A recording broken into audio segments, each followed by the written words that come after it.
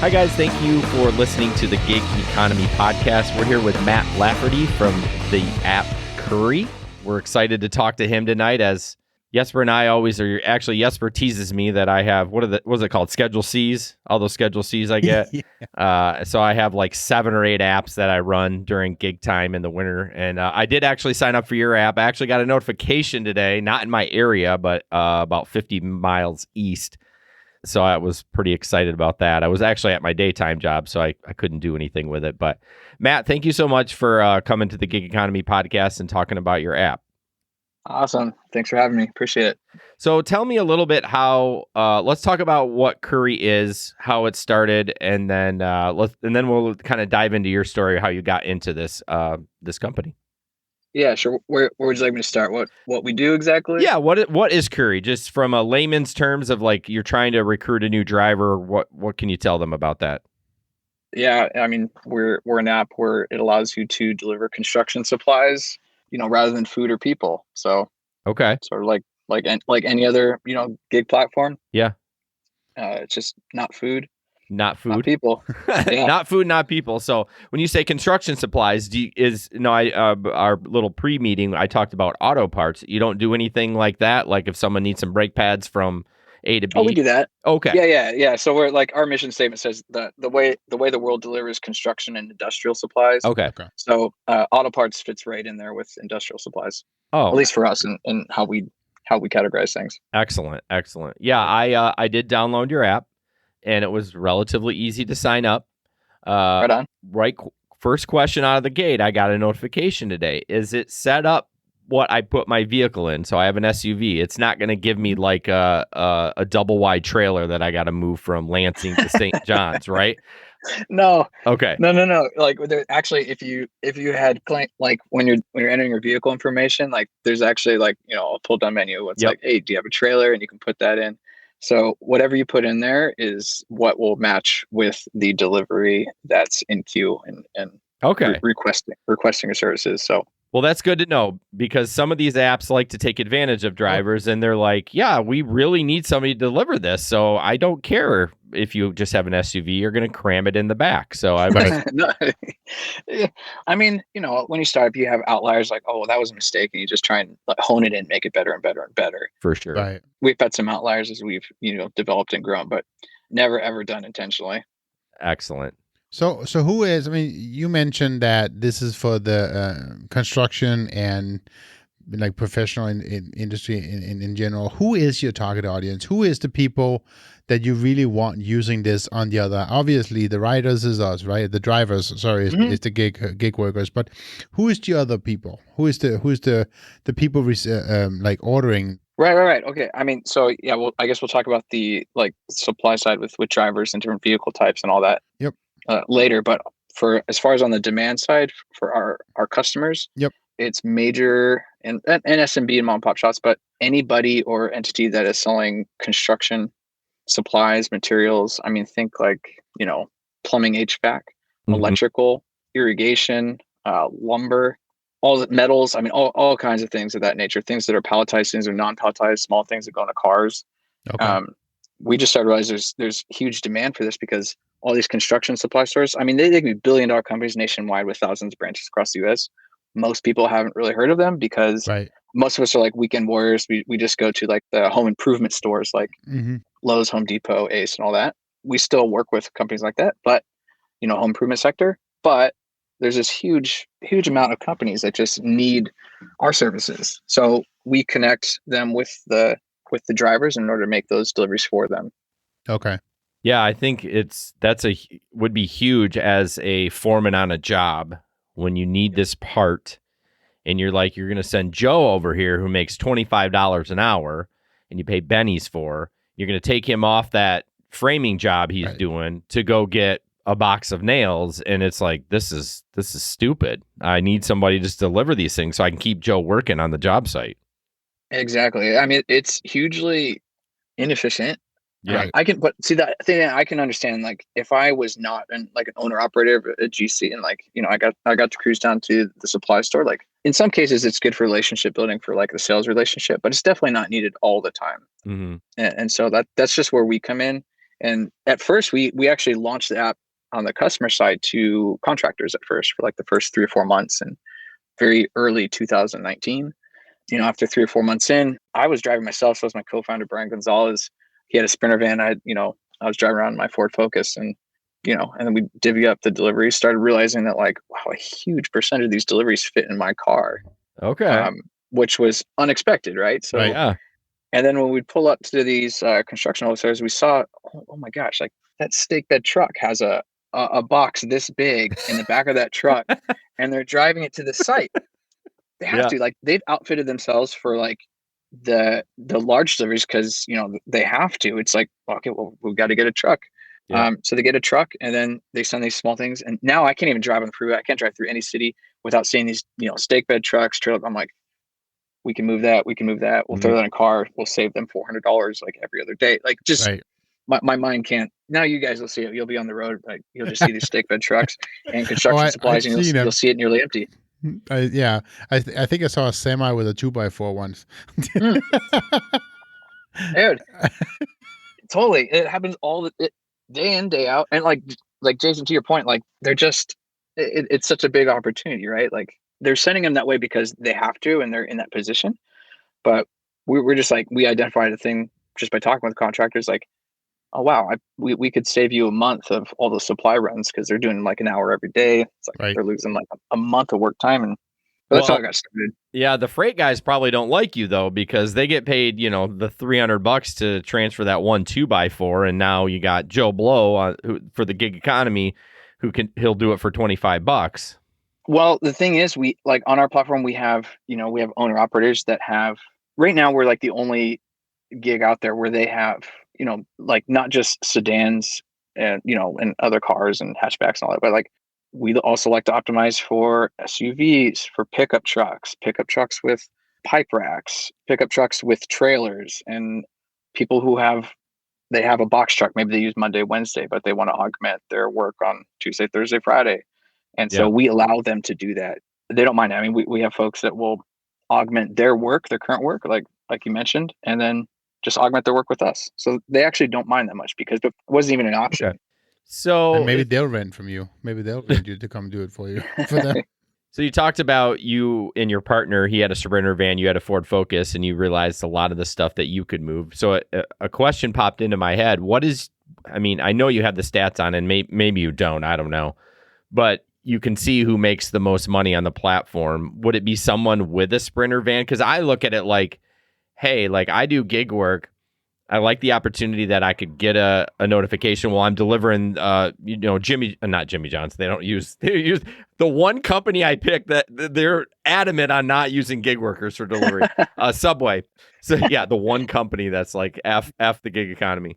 So I'm delivering for Subway, and I'm like, oh, I can go deliver these parts, whatever. But in my head, I'm thinking, well, if I can make my daily goal with a Sprinter van, I mean, maybe I go buy a used Sprinter van for, a couple grand or whatever. So I'd just be curious who on the platform makes the most, average, most money with what vehicle. Yeah. So it truly varies. I mean, just depending on like, sometimes the urgency, or like maybe it's at a time where like, okay, like we're just going to pay more for this, and the algorithm figures that out and like deploys it on waiting times, just like any other platform would. But the thing is, I mean, across the board, like we're paying 25-30% more than all the other folks out there. So we have drivers that will just like constantly check, and they would much prefer to take one of our rides. Or in the early days, like we had drivers just calling in like, hey, you got anything? Yeah, we got something coming up in, half hours. Like had some like schedules were just like, on a Google, like we did some crazy stuff in the beginning, but it's really scaled since then. And we've gotten sophisticated, but we did that because we wanted to understand both sides.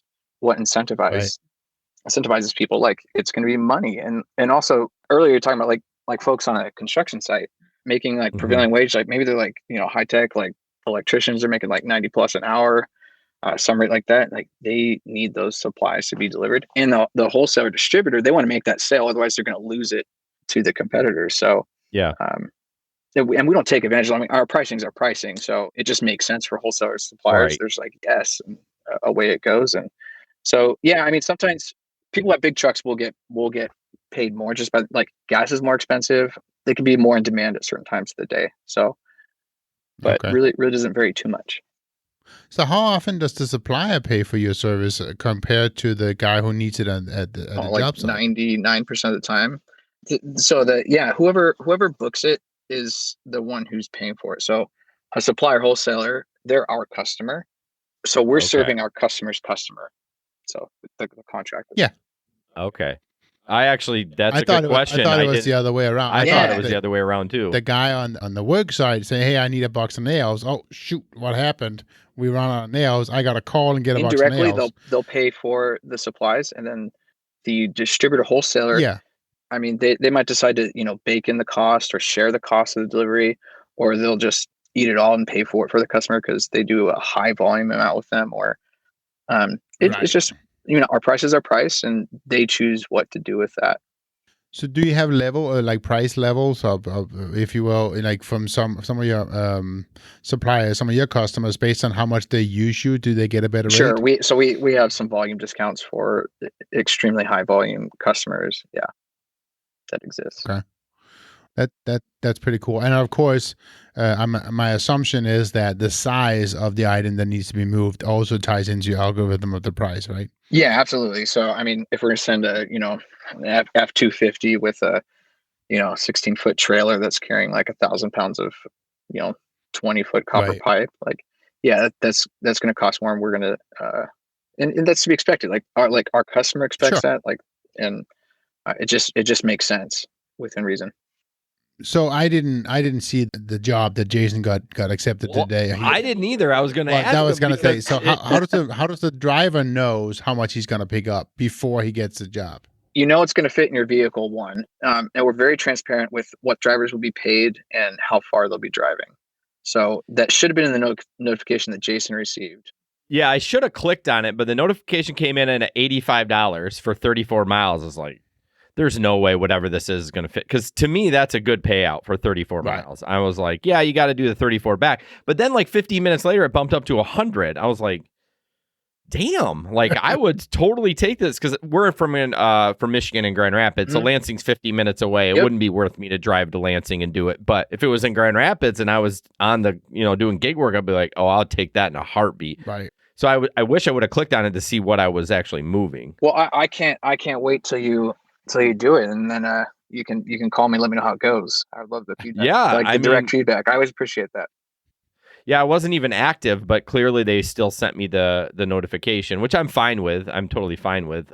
But I'm looking forward to it because I'll be perfectly transparent. My goal in the winter, I make most of my money in the summer. I do lawn fertilization, but the winter I kind of take a step back and I do gig work full time, and my wife works, and I spend a lot of time with the kids. But full transparency, my goal is $150 a day.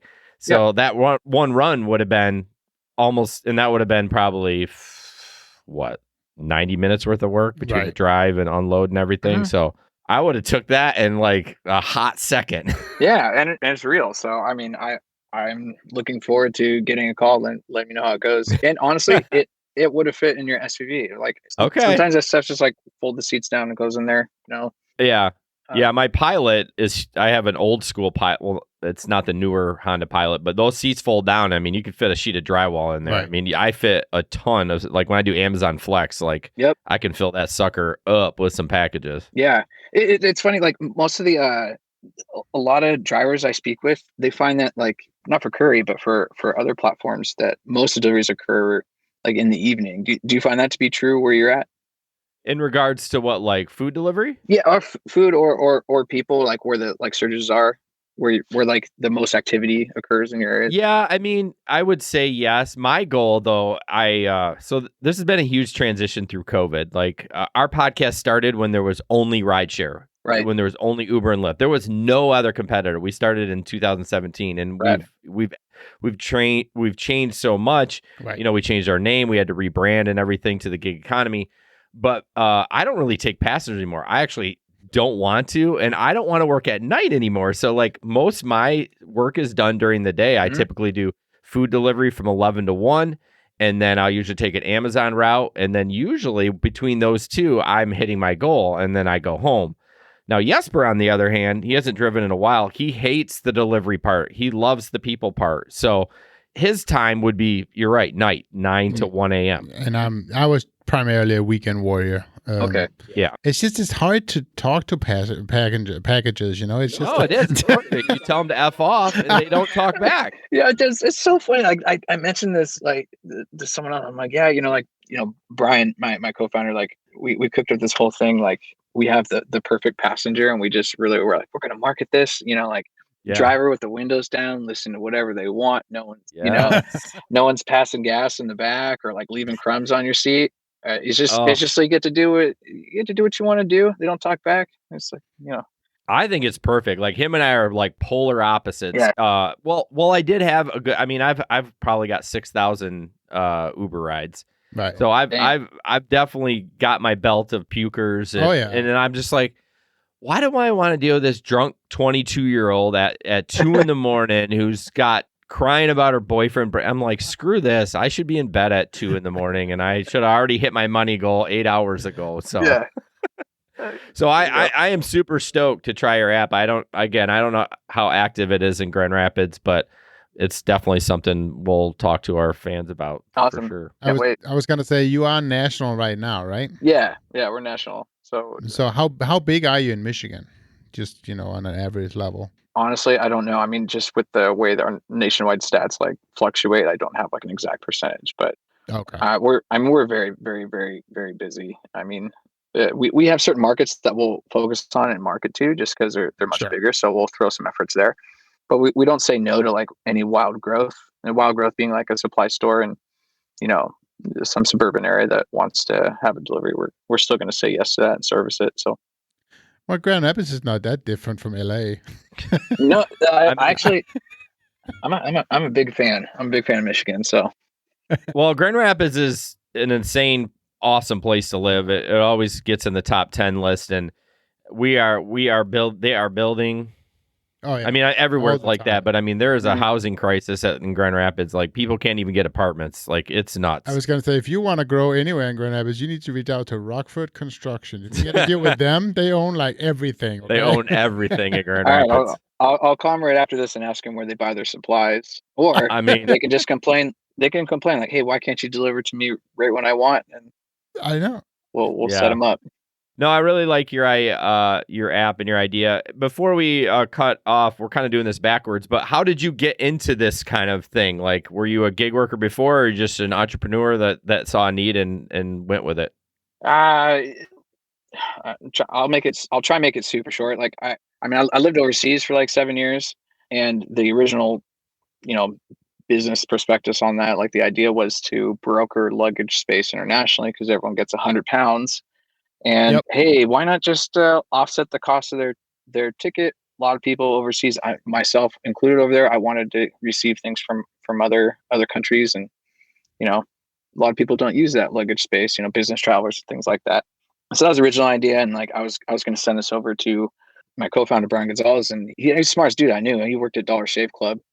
He and I had never talked about. He was very early there too. Like. We had never talked about starting a business together, but we've been friends for like 12 or 13 years at that point. And he hit me up he actually hit me up with a DM on Twitter. It's like, hey, you want to start a business together? I couldn't believe it because I was about to send him what I had just written on here. So it was very cool. Wow. Yeah, and it was awesome. It was just really cool. And so when we got back, it didn't make sense. Where overseas were you? I was living in Laos. Oh, Laos. Nice. I don't even know where that is. I've heard of it, but is that a Asian country? Yeah, Southeast Asia. Southeast Asia. Yeah, borders 5 countries, right? Landlocked. I mean, sorry, like that land linked. It was how people like to say it now. Make it positive. Okay. That's funny. You brought up the Dollar Shave Club. I've got a bone to pick with them. They've really changed in the last year. I mean, they hadn't. This is totally digressing, but this is do it. The show. I love digressions. Do it. But it was they had an app for a while, and then they discontinued their app. So I'm like, okay, there's some red flags right there. Something's going on where you. But he sold it though, didn't he? The guy that owned Dollar Shave Club? I thought they sold it to an investment company or something. They may have. Unilever. Maybe you know the dude on that, Matt. Yeah, I think it was Unilever. I'm not quite sure how to pronounce it. Oh, the big soap company. Yeah. Oh, okay. But anyway, so now they got rid of the app. Okay, that's fine. I'm okay with that. But that's some red flags right there when you get rid of an app. And it was a great app. So now when I'm trying to like remove stuff from the cart, like when the subscription comes up, it doesn't let you. You can snooze one product, but if you try to get rid of like the razors and some deodorant, it won't let you remove it. And I'm pissed about. I'm canceled. Like I don't use razors. Clearly, my beard's big, but my wife uses the razors for her. Yeah, and so I'm like, I think I'm going to Harry's because I'm like you. And I sent an email about it. Then no one emailed me back. I'm like, oh man, y'all have changed. Like you came from, like I was with you guys for years, and I'm just like, I get it, man. Like I guess I would sell out too. I didn't know they sold out, but I was so pissed. I'm like, what? It won't. So I even tried it I was using it on the mobile, not even the app, and I was like, okay, maybe I need to go to a desktop, and I'm trying to remove it, and it just won't let me. And I'm like, so I just snoozed it. I'm like, all right, I'm just gonna cancel next time. Everything, like cancel my account. Don't ever email me again. Oh, so frustrating when companies do that. Like, come on. Yeah. Well, full transparency. I switched to Harry's too. So okay. And honestly, when they spun down their mobile app, we got some pretty kick-ass engineers.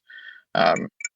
After that happened. Okay. Yeah. No. So that like those types of mistakes are to our advantage. So yeah, I just don't.